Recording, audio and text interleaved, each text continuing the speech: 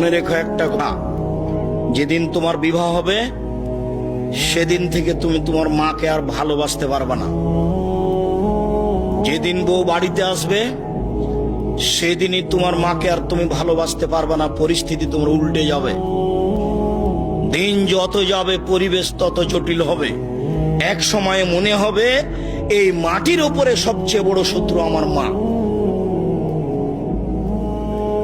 আর তোমার মা যা বলে সবই উল্টা কথা বলে, উল্টা বলে, এই কথাও ঠিক।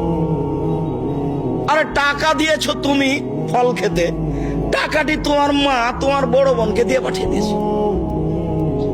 মা সেদিন যে টাকা দিলাম, ও টাকা খরচ হয়ে গেছে, কি করলেন? টাকা তোর বড় বোনকে দিয়ে দিয়েছি। আরে আমি আপনাকে ফল খেতে দিলাম, টাকা দিলাম ফল খাওয়ার জন্য, আর আপনি টাকা দিয়ে দিলেন মানে? অবাক।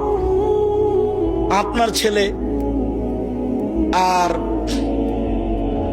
আপনার বড় ভাইয়ের বড় বোনের ছেলে এক জায়গাতে খেতে বসেছে, তো আপনার মা বড় মাছের টুকরা আপনার বোনের ছেলের পাতায় তুলে দিয়েছে। এইটা আপনার বউ দেখেছে এইবার রাতে। হ্যাঁ, তোমার মা এরকম, তোমার মা তোমার বোনের ছেলেকে ভালোবাসে।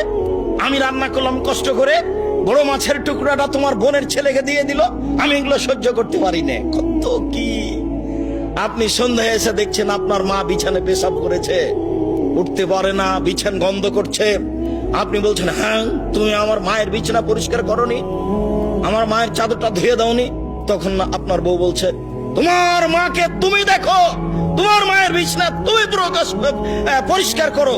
ওই ঘরে ঢুকলে তোমার মা আমাকে অকথ্য ভাষায় গালি দেয়, আমি তোমার মাকে দেখবো মানে? আপনার মা অকথ্য ভাষায় গালি দেয়, এই কথাও ঠিক। নেন, এবার কি করবেন?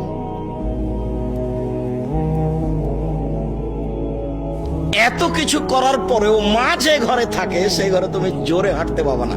আমি বলিনি, আল্লাহ বলেছে। এত কিছু বলার পরে তোমার মা যে ঘরে থাকে সেই ঘরে তুমি জোর করে কথা বলতে পাবে না। ফালা তাকুল্লাহুমা উফফিন ওয়ালা তানহারহুমা, এই কথা বলতে পাবে না। আল্লাহ নিষেধ করে দিয়েছেন, এটা নগদ অর্থ। ঝাঁকি দিয়ে কথা বলতে পাবে না। হ্যাঁ, আপনি এই করলেন সেই করলেন, একবারে টোটালে নিষেধ, আল্লাহ বলে দিয়েছে।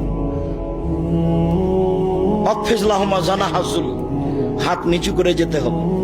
মনে পড়ে না একদিন দৃশ্য নকল করছিলাম, মনে পড়ার তো কথা যে রাজশাহীর মেয়র এসেছেন নওদাপাড়ায় আমচত্বরে, তো শাহ মকদুম থানার ওসি এইভাবে দাঁড়িয়েছেন, এইভাবে দাঁড়িয়ে বলছেন, স্যার এখন কি করবো স্যার?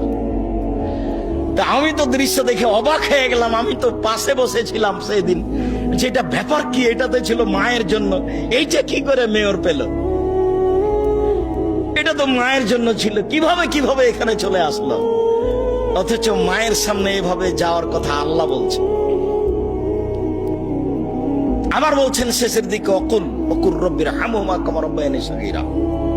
হে আল্লাহ, তুমি আমার পিতা মাতাকে ওইভাবে দেখো বাল্য অবস্থায় আমাকে যেভাবে দেখেছিল, যার কারণে আপনাকে আমি সলাতের শেষে সালাম ফিরার পূর্বে একটা দোয়া পড়ার জন্য পরামর্শ দিয়েছি, মনে আছে কি? রব্বির হামহুমা কামা রাব্বায়ানি সগীরা। আর এটা যেন মনে থাকে, এর জন্য কি বলেছি বলেন তো দেখি? জাযাকাল্লাহ খায়ের। 2 রাকাত সালাত আদায় করতে হবে। 2 রাকাত সালাত আদায় করে আল্লাহকে বলতে হবে, আল্লাহ তুমি আমাকে এই দোয়াটা বলার তৌফিক দান করো, আমি যেন না ভুলি।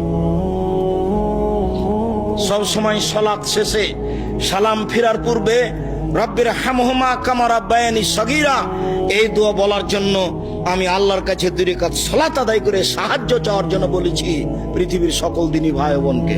সম্মানিত দিনী ভাই বোন, আল্লাহর নবী বলেন, চিরদিনের জন্য মায়ের অবাধ্য চলা হারাম, চিরদিনের জন্য মায়ের অবাধ্য চলা হারাম।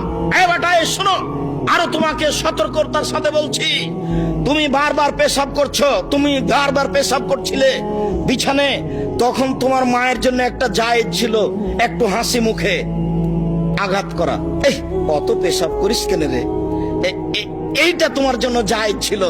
এখন তোমার মা তোমার কোলে, তোমার মাকে তুমি এইভাবে বলতে পারো না, কি যে করি, এত পেশাব কেমনে পরিষ্কার করি, হ্যাঁ কি যে করি, যখন তখন পেশাব করছে, এরকম কথা বলার সুযোগ নেই।